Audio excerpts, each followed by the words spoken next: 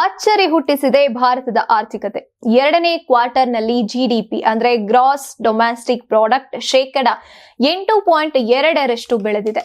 ಈ ವರ್ಷದ ಮೊದಲ ಕ್ವಾರ್ಟರ್ನಲ್ಲಿ 7.8% ಬೆಳವಣಿಗೆಯನ್ನ ದಾಖಲಿಸಿದ್ದ ಭಾರತ ಜುಲೈನಿಂದ ಸೆಪ್ಟೆಂಬರ್ ವರೆಗಿನ ತ್ರೈಮಾಸಿಕದಲ್ಲಿ ಇನ್ನಷ್ಟು ಅಚ್ಚರಿಯನ್ನ ತಂದಿದೆ.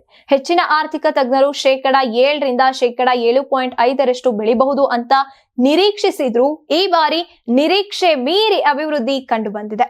ರಾಷ್ಟ್ರೀಯ ಸಾಂಖ್ಯಿಕ ಕಚೇರಿ ಬಿಡುಗಡೆ ಮಾಡಿರುವಂತಹ ಅಧಿಕೃತ ದತ್ತಾಂಶದ ಪ್ರಕಾರ ಈ ತ್ರೈಮಾಸಿಕದಲ್ಲಿ ಭಾರತದ ರಿಯಲ್ ಜಿಡಿಪಿ 48.63 ಲಕ್ಷ ಕೋಟಿ ರೂಪಾಯಿಗೆ ಏರಿದೆ.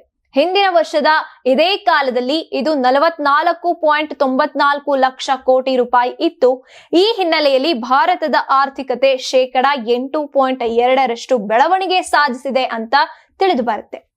ಮ್ಯಾನುಫ್ಯಾಕ್ಚರಿಂಗ್ ವಲಯ 9.1% ಬೆಳವಣಿಗೆ ಕಂಡು ಜಿಡಿಪಿ ಹೆಚ್ಚಳಕ್ಕೆ ಪ್ರಮುಖ ಕಾರಣ ಆಗಿದೆ.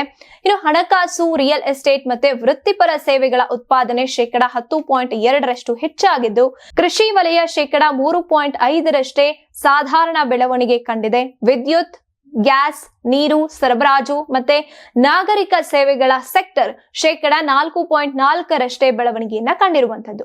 ಇನ್ನು ಕೇಂದ್ರ ಸರ್ಕಾರ 2047ರೊಳಗೆ ಭಾರತವನ್ನ ವಿಕಸಿತ ದೇಶವನ್ನಾಗಿ ಮಾಡಬೇಕು ಅನ್ನುವಂತ ಸಂಕಲ್ಪವನ್ನ ಇಟ್ಟಿದೆ.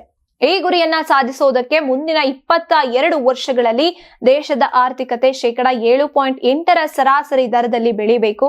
2 ದಶಕಗಳಲ್ಲಿ ಕಾಲ 8% ಸರಾಸರಿ ವೇಗದಲ್ಲಿ ಬೆಳವಣಿಗೆ ಸಾಧಿಸಿದ್ರೆ 2047ಕ್ಕೆ ಭಾರತ ವಿಕಸಿತ ರಾಷ್ಟ್ರ ಆಗೋದಕ್ಕೆ ಸಾಧ್ಯ ಅಂತ ವಿಶ್ವ ಬ್ಯಾಂಕ್ ಅಭಿಪ್ರಾಯವನ್ನ ಪಟ್ಟಿದೆ. ನೀವು ಸಣ್ಣ ಆಗ್ಬೇಕಲ್ವಾ? ಅದು ಒಂದು ಉತ್ತಮ ಆಹಾರದಿಂದ ಸಣ್ಣ ಆಗ್ಬೇಕಲ್ವಾ? ಪ್ರತಿದಿನ ನಮ್ಮ ಜೀನಿ ಸ್ಲಿಮ್ ನ ಯೂಸ್ ಮಾಡಿ ಯಾವುದೇ ಸೈಡ್ ಎಫೆಕ್ಟ್ ಇಲ್ದಂಗೆ ನೀವು ಸಣ್ಣ ಆಗ್ತೀರಾ.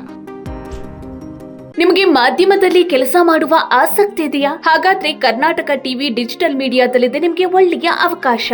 ಆಯ್ಕೆಯಾದವರಿಗೆ ಉಚಿತ ತರಬೇತಿ ಕೊಡ್ತೀವಿ. ತರಬೇತಿ ನಂತರ ಕೆಲಸ ಮಾಡುವ ಅವಕಾಶನೂ ಕೊಡ್ತೀವಿ. ಈ ಕೂಡಲೇ ನಿಮ್ಮ ಮಾಹಿತಿಯನ್ನ ಮೇಲ್ ಮಾಡಿ.